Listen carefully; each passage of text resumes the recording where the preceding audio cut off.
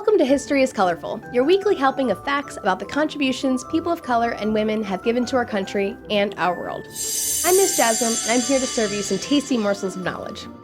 We open our first episode on Read Across America Week, which celebrates Theodore Geisel, or Dr. Seuss as most of us know him, for his birthday on March 2nd. But today I would like to bring another author with a March birthday into the celebration, Ezra Jack Keats. He was born with the name Jacob Ezra Katz on March 11th as the youngest of 3 children, having an older brother and a sister. He lived with his family in Brooklyn, New York, and they were very poor. Poor means that they didn't have a lot of money to pay for things. But he was a creative kid who loved art and used his talents to win some awards through his school years. In fact, when he was 8, he got paid 25 cents for painting a sign at his local store. As Jacob grew up, he decided he wanted to go to art school. However, this was not to be. His family's poverty did not allow school to be an option, so he stayed home to help his family until he was drafted into the Army in 1943. While serving, Jacob was able to use his artistic gifts to design camouflage patterns for uniforms during World War II. It was during this time that he also changed his name to Ezra Jack Keats, due to the discrimination against Jewish people during that time. Discrimination here means treating someone badly because of their race or their religion. But this helped to deepen his understanding and sympathy for others who were also discriminated against. Once Ezra returned from his time in the Army, he landed a job using his talents to design book covers and advertisements. He was discovered by a publishing company who asked him to illustrate children's books for him. After a while of doing this, he decided he wanted to try to write a children's book of his own.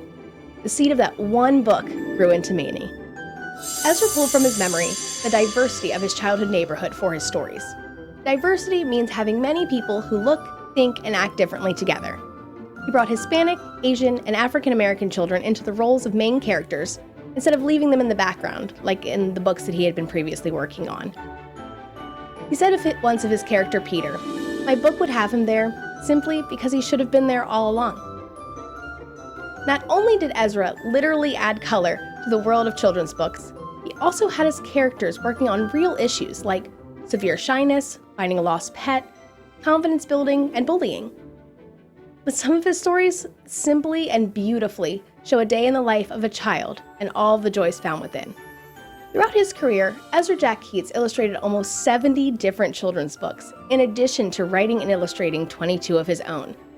Some of his most notable works being The Snowy Day, Whistle for Willie, and Pet Show.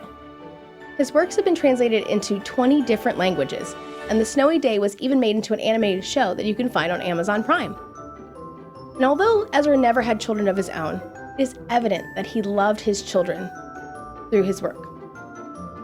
He saw them as people needing to be understood and seen, which is something everyone can relate to. His work has meant so much to so many, and for that, he's definitely worth celebrating. That's all for today, friends. Happy reading.